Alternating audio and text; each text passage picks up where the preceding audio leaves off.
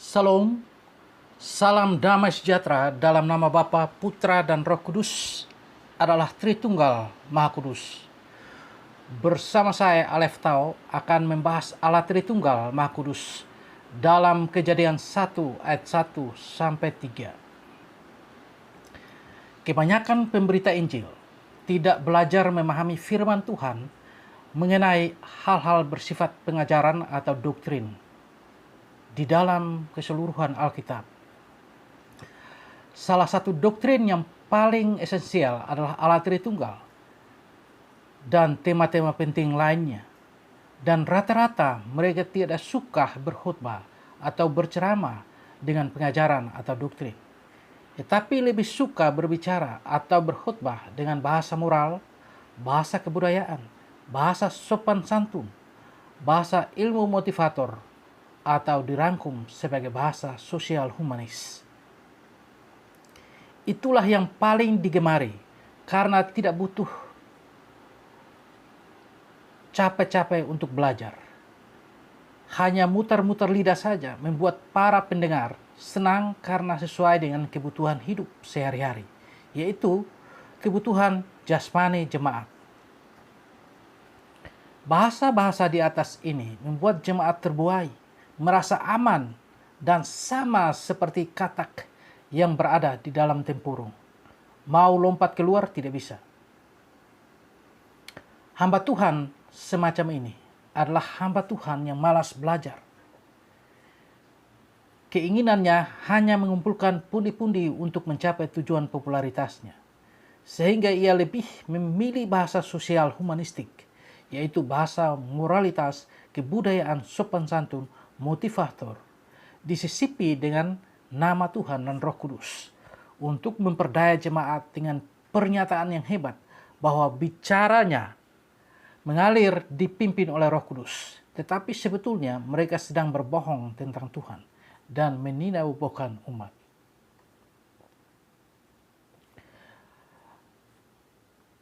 Pendeta-pendeta seperti ini ketika mendengar khotbah dengan pengajaran atau doktrin secara biblikal, maka mereka tidak suka. Mereka takut. Mengapa demikian? Karena mereka takut ketahuan kebodohannya dan penyesatannya, sehingga mereka tidak akan memberi kesempatan kepada pengkhotbah yang berbicara tentang pengajaran, karena takut jemaat menilai mereka sesat. Mereka bukan pemimpin jemaat. Mereka bukan memimpin jemaat ke air yang tenang dan jernih, tetapi ke air yang kotor dan berputar deras. Mereka bukan memimpin jemaat ke padang rumput yang hijau, melainkan ke sampah yang bau busuk. Hamba Tuhan seperti ini, segera bertobat karena engkau sedang memberitakan Injil palsu. Berita Injil yang sejati adalah mengenai kehendak Allah yang mulia, bukan untuk memenuhi kebutuhan-kebutuhan jasmani, melainkan memberitakan pengetahuan dan hikmat Allah di dalam Yesus Kristus yang menyelamatkan, bukan dengan perkataan, tapi dengan kuasa, supaya jemaat berdiri di atas dasar yang benar. Maka dampak dari semua ini, manusia tidak pernah lapar dan haus secara rohani. Hal ini menyebabkan kebanyakan jemaat tidak dapat mengerti hakikat Allah Tritunggal dan karya-karyanya sebagai dasar iman. Dalam teks Kejadian 1 ayat 1 sampai 3, saya akan menjelaskan tentang Allah Tritunggal Maha Kudus karena diselewengkan oleh pengajar-pengajar sesat, menggantikan dengan doktrin Oneness dan Dwi Tunggal dan berbagai doktrin Tritunggal yang menyesatkan.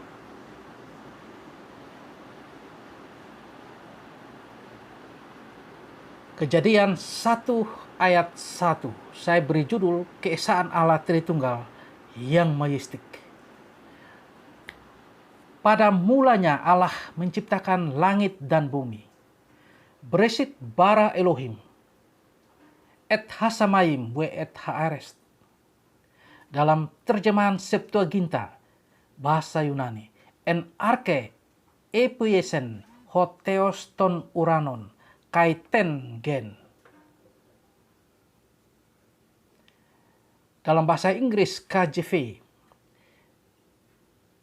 menerjemahkan, "In the beginning, God created the heaven and the earth."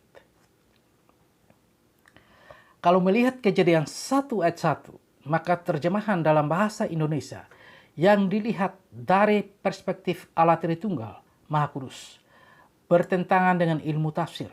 Sebab kata Bereshit dalam bahasa Ibrani dan Septuaginta Yunani NRC tanpa menggunakan artikel. Sedangkan dalam bahasa terjemahan Inggris dan Indonesia memakai artikel. Bahasa Inggris memakai artikel D. Dan bahasa Indonesia menerjemahkan pada. Maka frase pada mulanya justru tidak memberi dukungan kepada kekekalan Allah Tritunggal. Jadi seharusnya Bereshit diterjemahkan awal mula atau kekekalan. Kedua arti ini yang memberi dukungan kepada kekekalan Allah Tritunggal. Lihat Kejadian 1 ayat 1. Awal mula Bereshit adalah Elohim. Bandingkan awal mulanya Bereshit adalah firman. Yohanes 1 ayat 1. Kedua kitab ini menggambarkan tentang kekekalan Elohim dan firman. Jika diterjemahkan pada mulanya, maka mengaburkan atau menghilangkan nilai, makna, dan eksistensi kekekalan Elohim. Mengapa kabur? Karena seolah-olah Elohim itu berada di dalam waktu atau ciptaan, padahal dia belum mencipta, sehingga bisa saja orang menduga jangan-jangan ini Elohim buatan manusia atau sekedar ide manusia. Untuk menghindari dugaan itu, maka kita harus memahaminya dengan tepat dan benar sesuai maksud arti kata tersebut.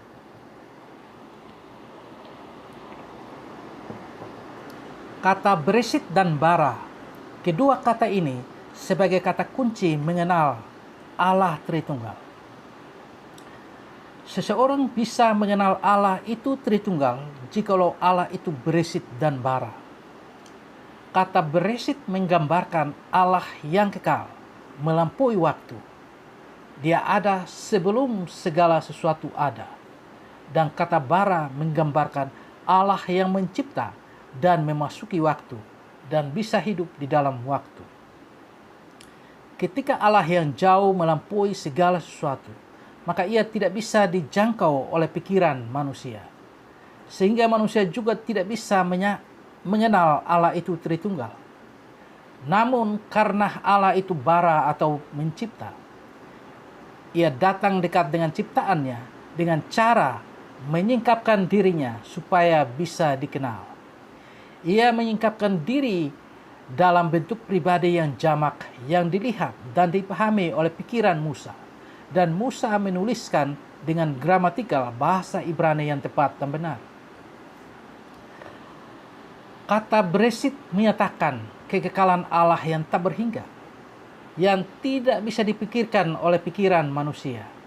Karena pikiran manusia ditawan di dalam waktu. Dan pikiran manusia memang terbatas. Itulah sebabnya pikiran manusia tidak mampu menangkap Allah yang majestik yang adalah Tritunggal. Maka Allah mulai mencipta dan memasuki waktu dengan menyingkapkan diri dalam waktu agar dipahami atau ditangkap oleh pikiran manusia yang melalui Musa, sehingga ia menulis ketiga ayat ini sebagai puncak dari segala sesuatu tentang diri Allah. Kata Bereshit dan bara tidak bisa dipisahkan karena menjelaskan tentang kekekalan Allah di luar waktu. Dan telah datang menciptakan langit dan bumi, mengawali waktu dan memasuki waktu. Kedua kata ini menunjukkan Allah yang kekal, yang tidak terpahami oleh pikiran manusia, telah memasuki waktu untuk dipahami dengan menyatakan diri dan berulang kali berteofani atau menampakkan diri dalam rupa manusia dalam waktu. Dan ia membuka dirinya, misteri dirinya kepada Musa secara langsung dan membuka pikiran Musa menulis sesuai gramatikal bahasa Ibrani bahwa dirinya adalah Tritunggal. Karena Allah itu beresit, maka pertama, tidak ada makhluk yang mendahulunya. Kedua, dia adalah kausa prima.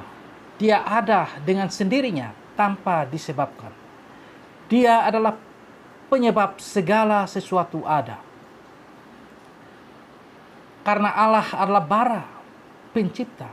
Pertama, dia adalah cresceo ex nihilo, mencipta dari tidak ada menjadi ada.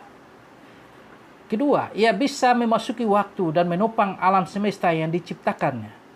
Ketiga, dia memperkenalkan dirinya dan mempunyai nama diri dalam waktu dengan bahasa manusia. Keempat, dia menampakkan dirinya berteofani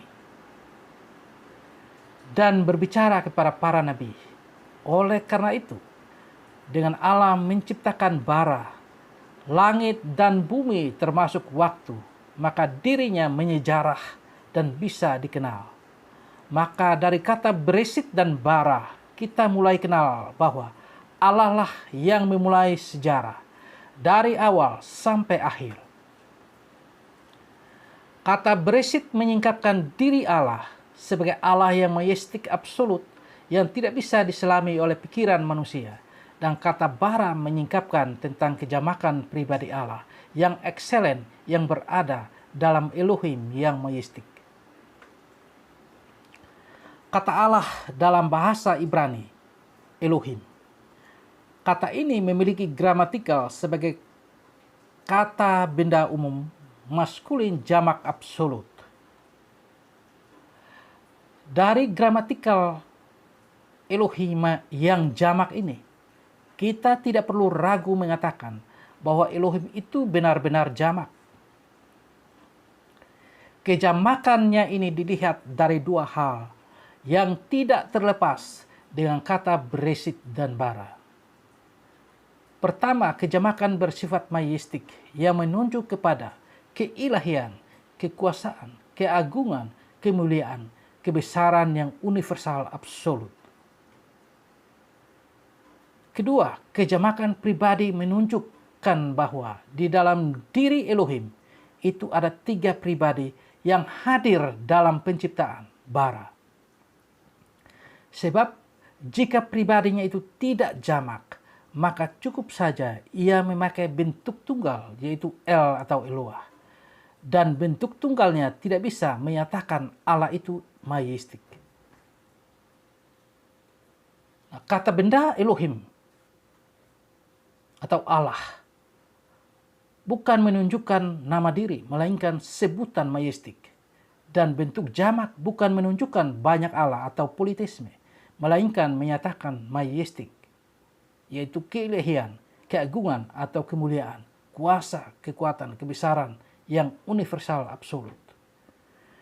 Dan bentuk absolut menegaskan bahwa hanya Allah menciptakan langit dan bumi secara mutlak. Maka Elohim dilihat pada penekanan sebagai majestik dan ekselen. Dari bentuk jamaknya terdapat di dalamnya tiga pribadi yang disebut Tuhan Allah yang Esa.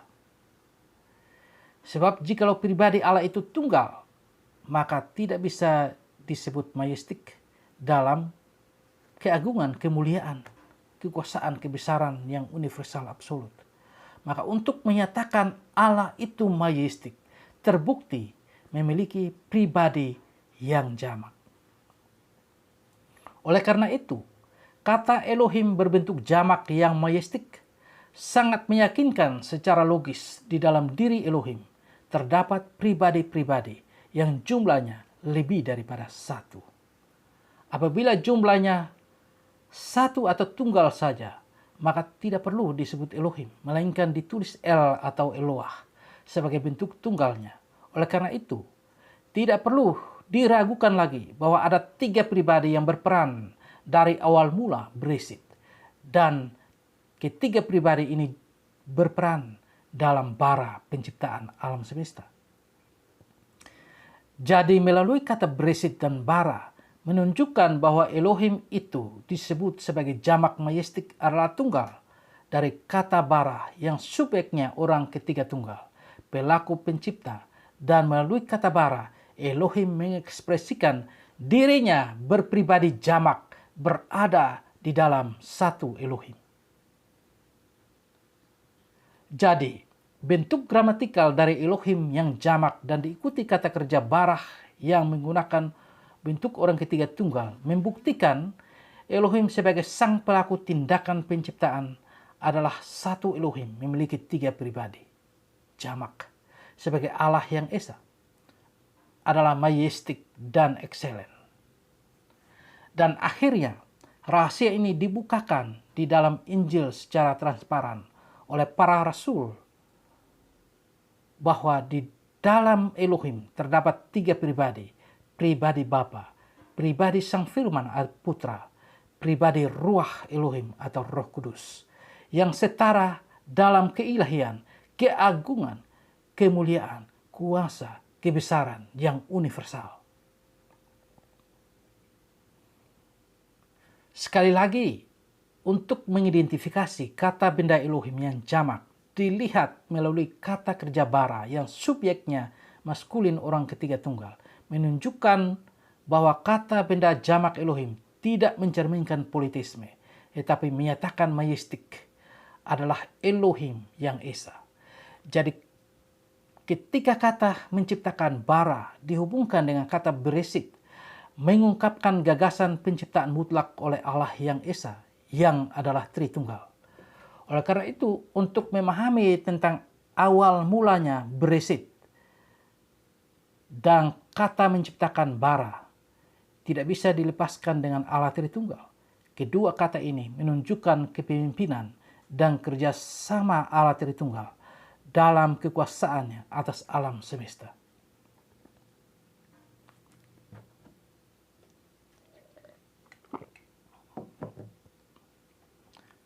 Ayat 2, saya beri judul, Roh Allah berkuasa menghidupkan.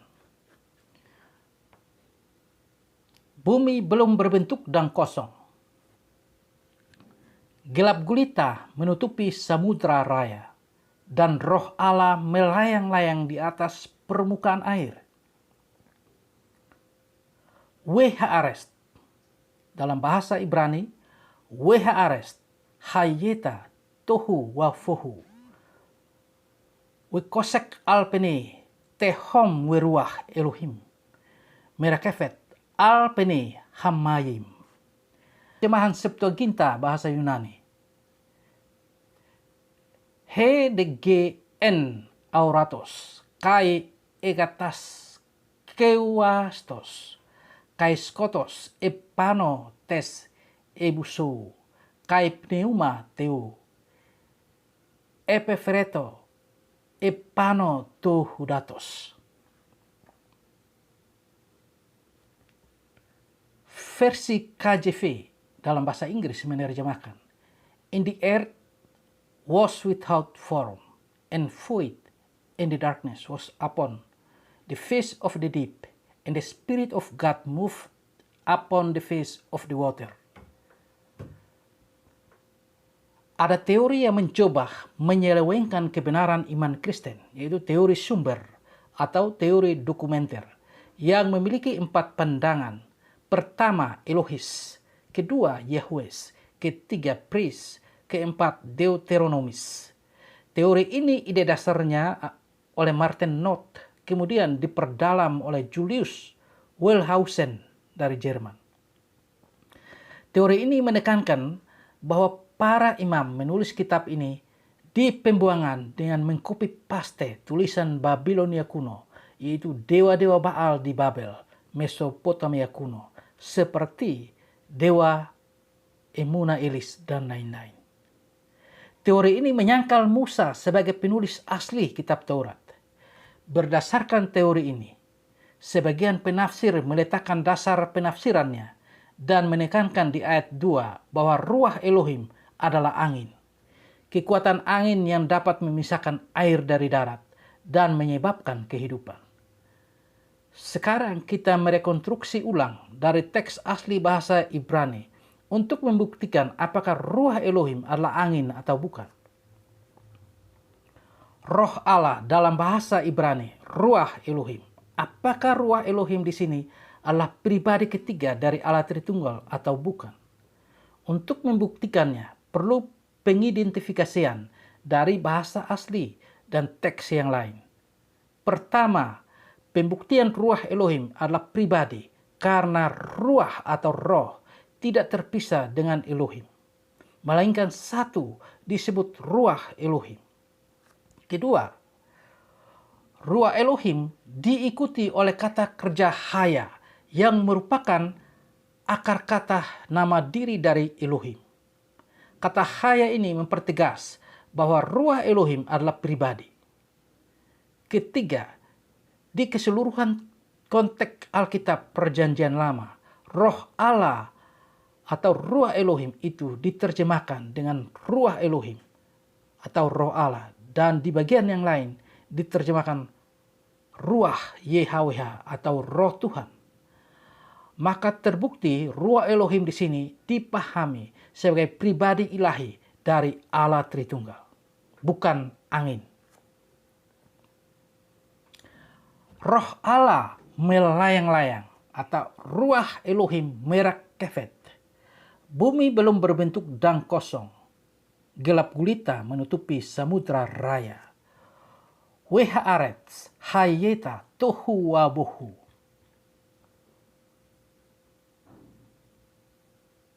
Wekosek alpne tehom.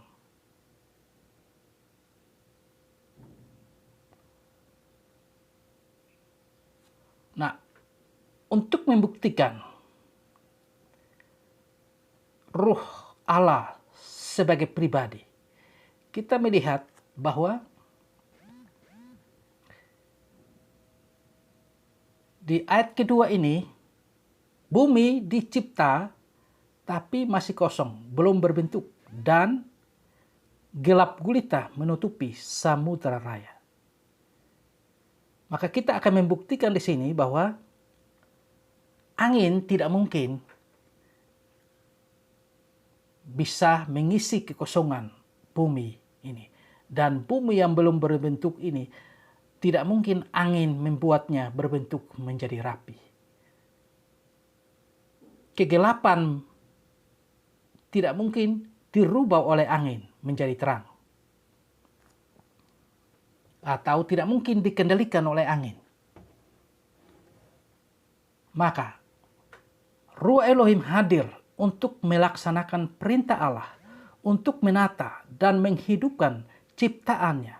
Hal ini memberi pengertian bahwa roh memiliki keilahian, inteligensi, kehendak, eksistensi, hidup dan punya kuasa. Ruah Elohim atau Roh Allah disebut pribadi karena dia datang memberi hidup dan menata ciptaan secara sempurna. Dengan demikian, maka Ruah Elohim adalah pribadi ketiga dari Allah Tritunggal, bukan angin. Kata melayang-layang, merakefet. Lai menerjemahkan merakefet dengan melayang-layang.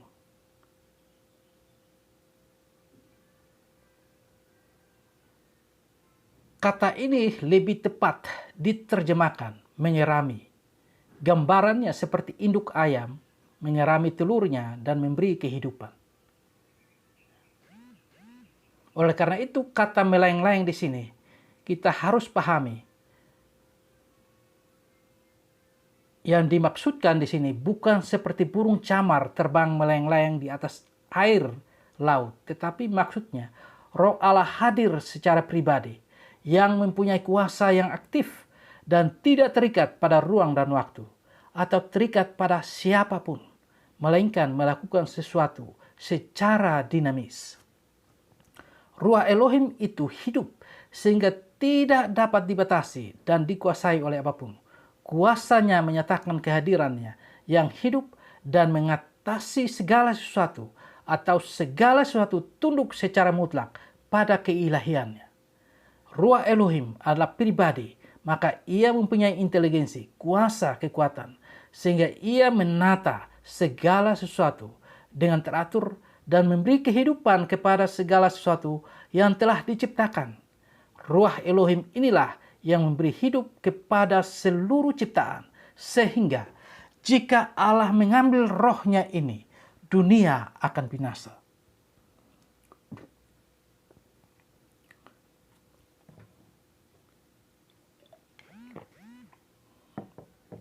Ayat yang ketiga, saya beri judul, terang yang bereksistensi telah datang. Berfirman Allah, jadilah terang, lalu terang itu jadi.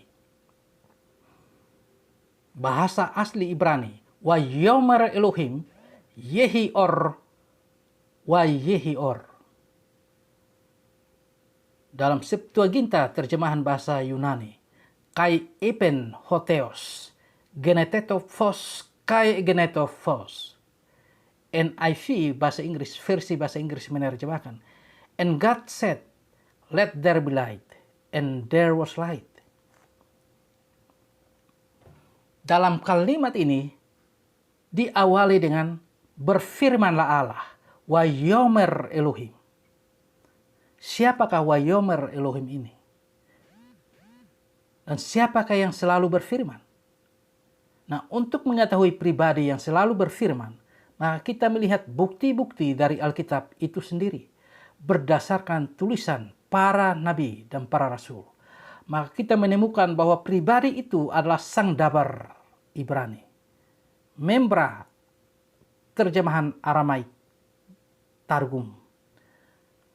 Logos terjemahan Septuaginta dan Perjanjian Baru yang ditulis dalam bahasa Yunani menyebutnya logos.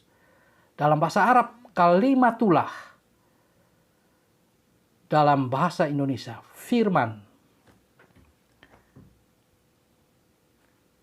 Maka kita menemukan dari semua bukti-bukti ini, dialah pribadi kedua dari Allah Tritunggal yang mengambil rupa menjadi manusia, Yesus Kristus. Di dalam Kejadian 1 ayat 3, terang yang sesungguhnya itu bukan diciptakan, melainkan terang itu dipanggil maka ia datang. Sekarang kita mengidentifikasi pribadi kedua dari Allah Tritunggal disebut sebagai terang dalam pasal 1 ayat 3. Dalam bahasa Ibrani, Yehior, jadilah terang. Let there be light. Terang itu dipanggil. Menurut NIV, kata kerja Yehi dan kata benda or atau terang itu diperintahkan Allah untuk datang. Terjadilah. Hayah. Dalam akar kata bahasa Ibrani hayah, di dalam rangkaian penciptaan Allah terhadap langit dan bumi. Or di sini tidak diciptakan dalam makna bara atau cresio ex nihilo, sebab or itu sudah menjadi bagian dari Allah. Atau dengan kata lain, Allah adalah terang. Dengan demikian, Elohim itu bersemayam di dalam terang yang tak terhampiri. Maka terang yang tak terhampiri itu dinyatakan secara totalitas kepada dunia melalui pribadi kedua yang mendapat predikat terang. Jadi, barang siapa melihat terang ini, maka dia sudah melihat Elohim adalah terang. Dan barang siapa menerima terang ini, maka dia sudah menerima Elohim adalah terang. Dan barang siapa mengenal terang itu, dia sudah mengenal Elohim sebagai terang itu. Maka pemahaman yang benar jadilah, datanglah. Itu adalah suatu perintah Allah terhadap terang untuk datang. Nah, kata kerja dan kata kerja yang dipakai adalah yehi dari akar kata haya.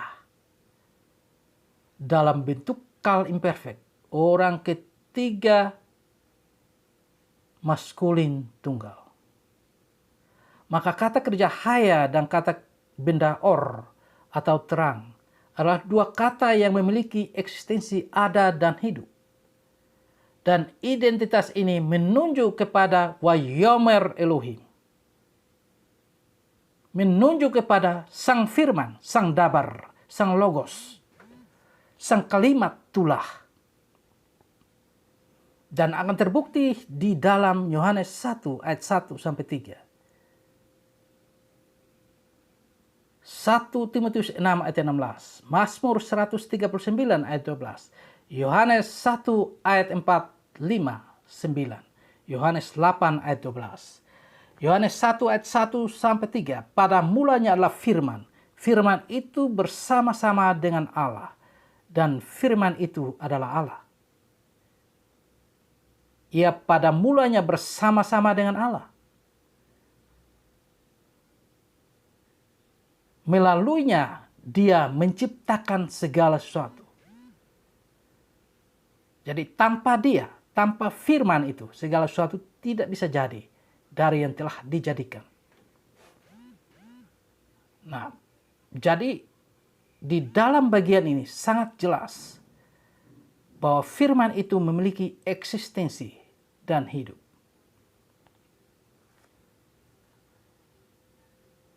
Kita melihat istilah terang dalam 1 Timotius 6 ayat 16. Bandingkan dengan terang dalam Kejadian 1 ayat 3. Dialah satu-satunya yang tidak takluk kepada maut, bersemayam dalam terang yang tak terhampiri. Seorang pun tak pernah melihat dia, dan memang manusia tidak dapat melihat dia. Baginya lah hormat dan kuasa yang kekal. Amin. Sang pemazmur menulis dalam Mazmur 139 ayat 12, maka kegelapan tidak menggelapkan bagimu, dan malam menjadi terang seperti siang. Kegelapan sama seperti terang, artinya Allah itu bersemayam di dalam terang. Allah adalah terang, empunya terang. Dan paralel dengan Yohanes 1 ayat 4. Ketika Sang Firman itu sedang datang ke dalam dunia. Yohanes 1 ayat 4. Dalam dia ada hidup, dan hidup itu adalah terang manusia. Ayat 5. Terang itu bercahaya di dalam kegelapan, dan kegelapan itu tidak menguasainya. Ayat 9. Terang yang sesungguhnya yang menerangi setiap orang sedang datang ke dalam dunia. Bandingkan Yohanes 8 ayat 12. Kata Yesus Kristus kepada banyak orang. Ego eimi, to phos to kosmo. Akulah terang dunia. Secara lengkap Yohanes 8 ayat 12. Maka Yesus berkata pula kepada orang banyak, katanya, akulah terang dunia. Barang siapa mengikut aku, ia tidak akan berjalan dalam kegelapan, melainkan ia akan mempunyai terang hidup. Egoimi adalah ungkapan keilahian sebagai Allah ketika berinkarnasi menjadi manusia. Dan terang yang disematkan kepadanya bukanlah terang biasa, melainkan terang ilahi, yaitu sang terang keluar dari sang terang. Dan terang ini memiliki tujuan khusus hanya kepada manusia, yaitu untuk menerangi, menguduskan manusia, dan melindungi manusia dari kegelapan. Kegelapan adalah simbol dari setan, dosa, kuasa maut, serta segala macam perbuatan jahat.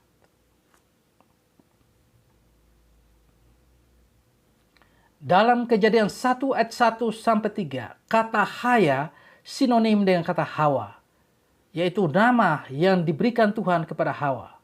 Di dalam Kejadian 1 ayat 3, kata Yehi dari bentuk dasar Haya, artinya ada, menjadi, eksis. Kata Haya berasal dari kata klasik Hawa, artinya hidup. Dari pengamatan ketiga ayat ini telah terdeteksi nama diri Elohim yang berasal dari kata kerja Haya dan Hawa yang mempergunakan subjek orang ketiga tunggal, dan kedua kata ini sinonim sebagai bentukan dari akar kata YHWH.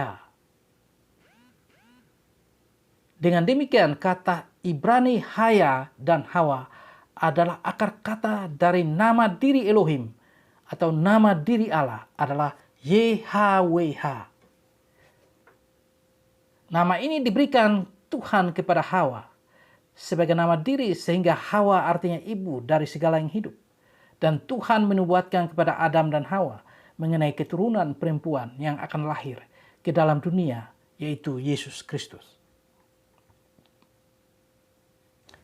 Menarik sekali di dalam Kejadian 1 ayat 1 sampai 3. Ketiga pribadi ini memakai satu nama diri, yaitu YHWH atau Tuhan, dan satu Elohim atau satu Allah. Dari ketiga ayat ini mempergunakan orang ketiga tunggal menunjukkan bahwa nama diri Elohim adalah YHWH.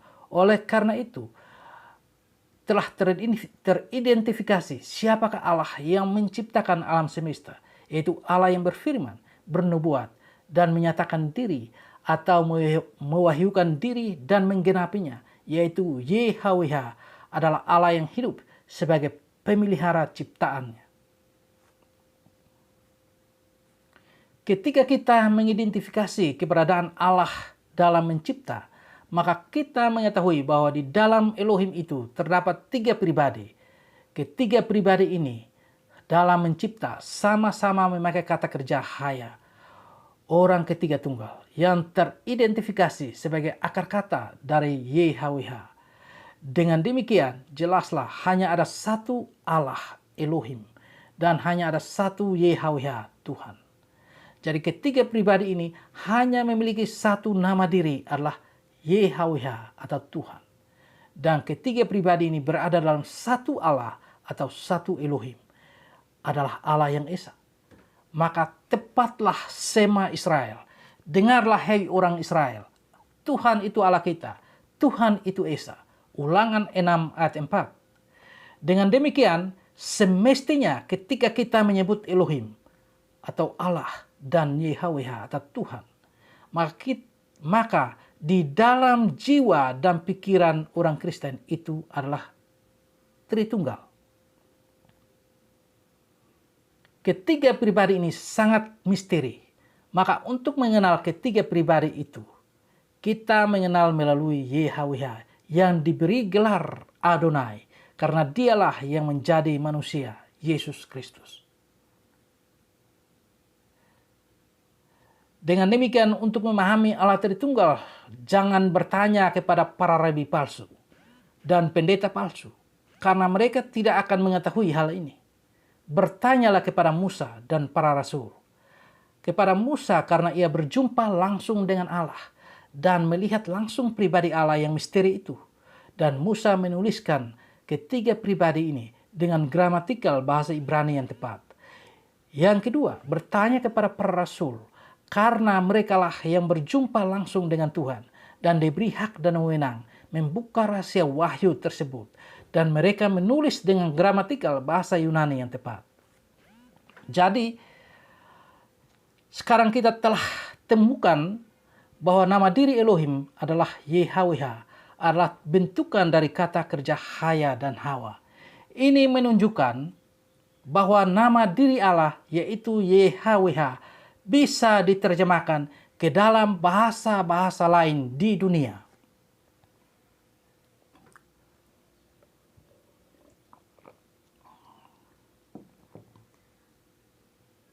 Sehubungan dengan ini, para tokoh Alkitab dan umat Perjanjian Lama melihat nama YHWH adalah nama diri Allah yang suci, kudus, terdiri dari 4 huruf mati tetragrammaton yang tidak boleh diucapkan.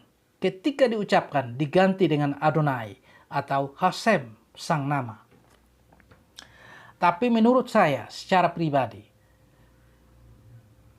nama YHWH bukan sekedar kudus suci yang tidak boleh diucapkan, tetapi ada maksud Allah yang melampaui pengertian manusia sesuai di dalam dirinya sebagai majestik, Allah yang maha agung, maha mulia, maha kuasa, maha besar yang universal. Maka Tuhan Yesus sendiri pun menyebut Elohim atau Bapa dengan Hasem atau Sang Nama. Dalam Yohanes 17 ayat 6, ayat 11 dan 12.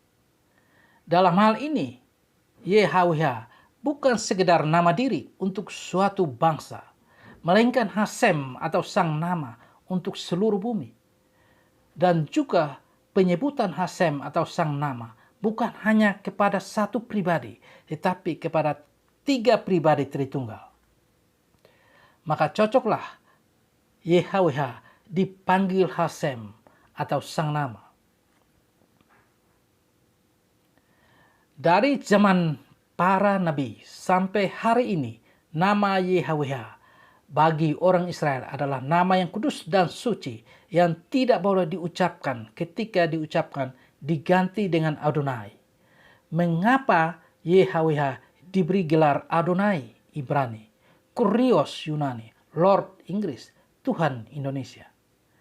Kata-kata ini bermakna ganda, ilahi, dan manusia. Jadi mengapa YHWH diganti dengan gelar Adonai? Karena YHWH inilah yang selalu berteofani, menyerupai manusia. Dan pada akhirnya dialah yang menjelma menjadi manusia. Mengapa YHWH diucapkan dengan Hasem atau Sang Nama? Karena pertama, namanya terbentuk dari kata kerja Haya dan Hawa. Maka nama ini bisa diterjemahkan. Kedua, Hasem menunjukkan kepada kemajestikan Allah Tritunggal.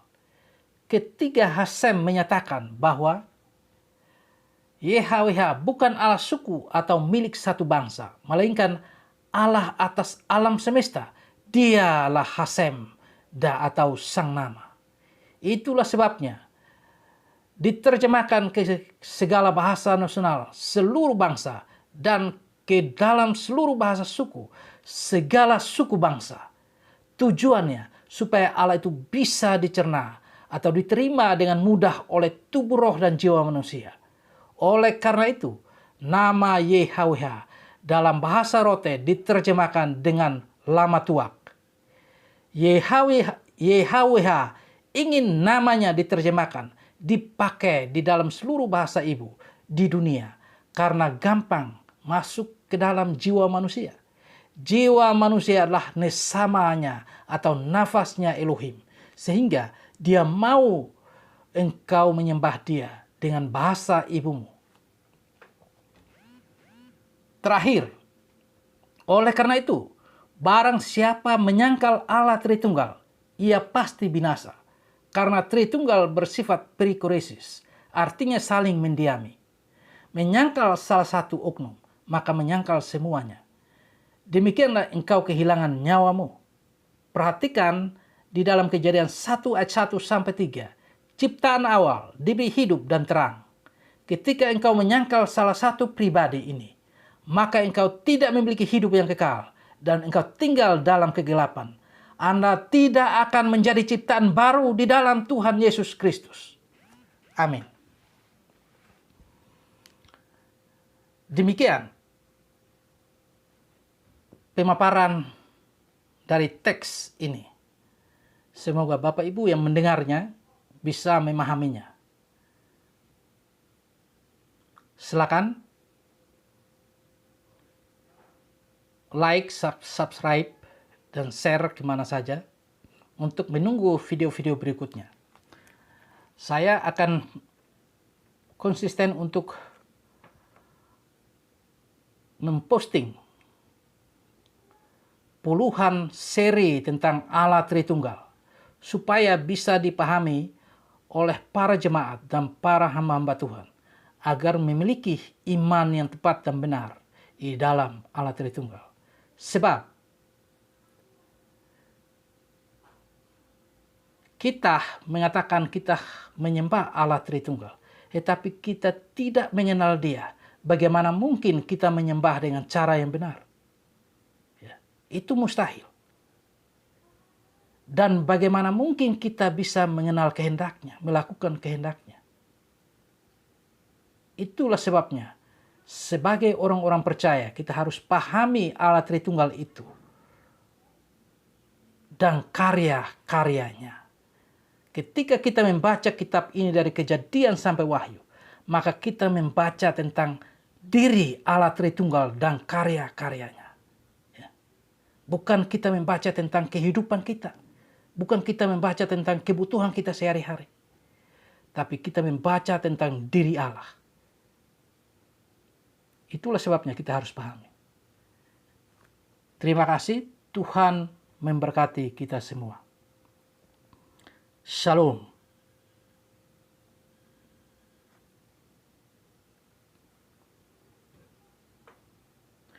Tuhan Yesus tidak berubah, tidak berubah, tidak berubah.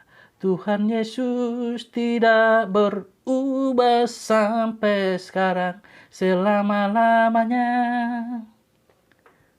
Tuhan Yesus tidak berubah, tidak berubah, tidak berubah. Tuhan Yesus tidak berubah sampai sekarang, selama-lamanya. Tuhan Yesus tidak berubah, tidak berubah, tidak berubah. Tuhan Yesus tidak berubah sampai sekarang, selama-lamanya. Tuhan Yesus tidak berubah, tidak berubah, tidak berubah. Tuhan Yesus tidak berubah sampai sekarang, selama-lamanya.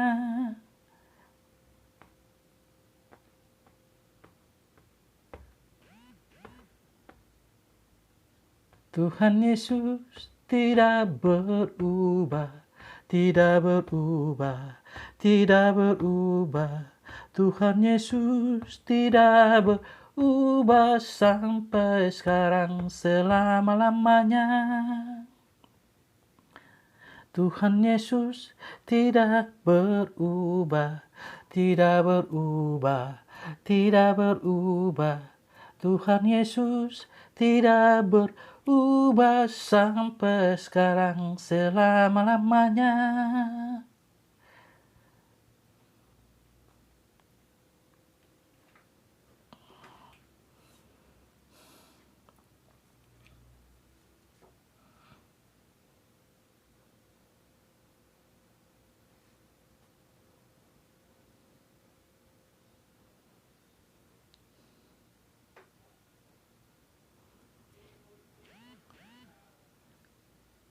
Saya mau iring Yesus, saya mau iring Yesus sampai selama-lamanya.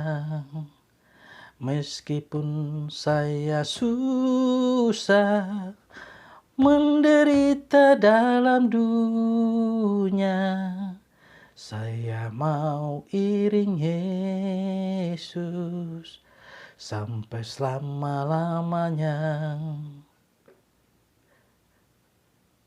Saya mau iring Yesus, saya mau ikut Yesus sampai selama-lamanya. Meskipun saya susah menderita dalam dunia, saya mau iring Yesus sampai selama-lamanya. Au tunggal lama tua, au tunggal lama tua, lusa donaneu, leo maya susah, huku dukik neu dai bafak, Au tunggal lama Tuhan sampai selama-lamanya. Saya mau iring Yesus, saya mau iring Yesus sampai selama-lamanya. Meskipun saya susah menderita dalam dunia, saya mau iring Yesus sampai selama-lamanya.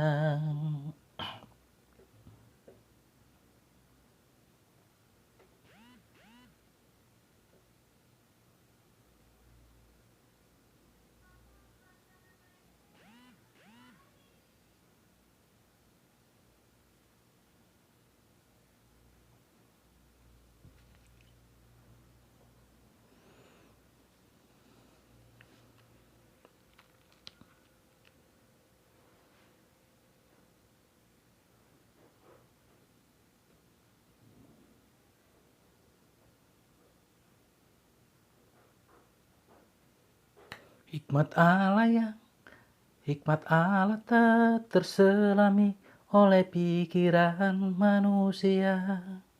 Kemana engkau mencari, tiada kau mendapatkan. Bila kau menginginkannya, inginkan seperti Salomo, kau dapatkan ada di dalam Yesus. Segala harta, hikmat, dan pengetahuan yang ada di surga dan di bumi diciptakan di dalam Yesus Kristus. Hosana, engkau datang kembali. Hosana, jemputlah orang saleh. Hikmat Allah tak terselami oleh pikiran manusia. Kemana engkau mencari, tiada kau mendapatkan. Bila kau menginginkannya, inginkan seperti Salomo, kau dapatkan ada di dalam Yesus. Segala harta, hikmat, dan pengetahuan yang ada di surga dan di bumi diciptakan di dalam Yesus Kristus. Hosana, engkau datang kembali. Hosana, jemputlah orang saleh.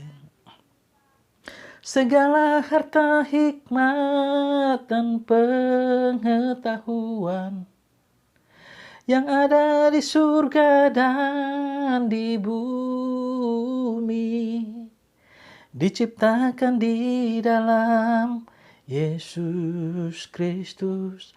Hosana, engkau datang kembali. Hosana, jemputlah orang saleh.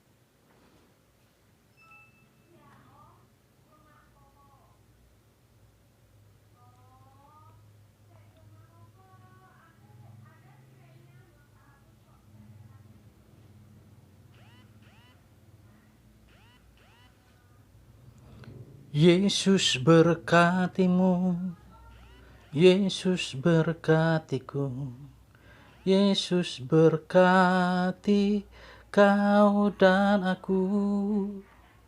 Yesus berkatimu, Yesus berkatiku, Yesus berkati kau dan aku.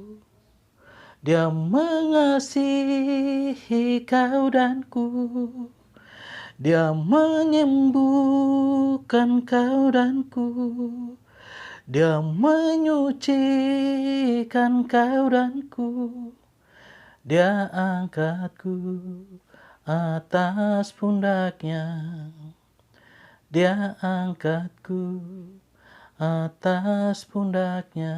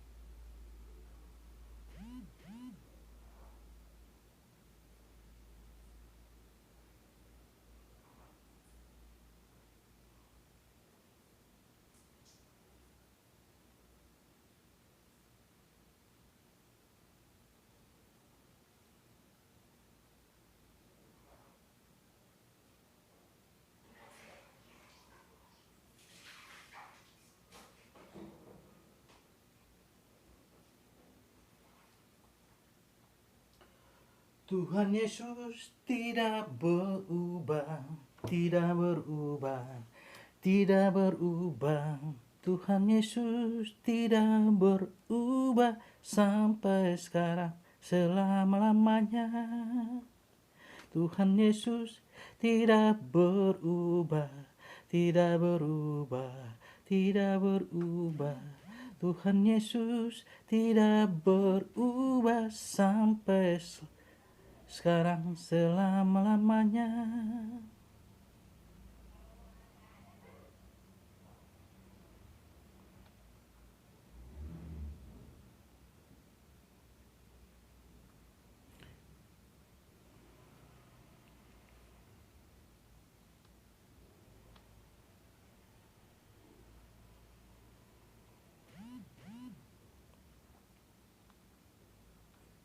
Tuhan Yesus tidak berubah, tidak berubah, tidak berubah.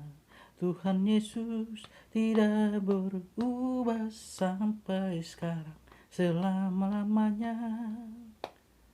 Haleluya, haleluya, haleluya. Tuhan Yesus tidak berubah, tidak berubah, tidak berubah. Tuhan Yesus tidak berubah sampai sekarang, selama-lamanya. Haleluya, haleluya, haleluya. Tuhan Yesus tidak berubah, tidak berubah, tidak berubah. Tuhan Yesus tidak berubah sampai sekarang, selama-lamanya. Tuhan Yesus tidak berubah, tidak berubah, tidak berubah. Tuhan Yesus tidak berubah sampai sekarang, selama-lamanya. Haleluya, haleluya, haleluya. Tuhan Yesus tidak berubah, tidak berubah, tidak berubah. Tuhan Yesus tidak berubah sampai sekarang, selama-lamanya.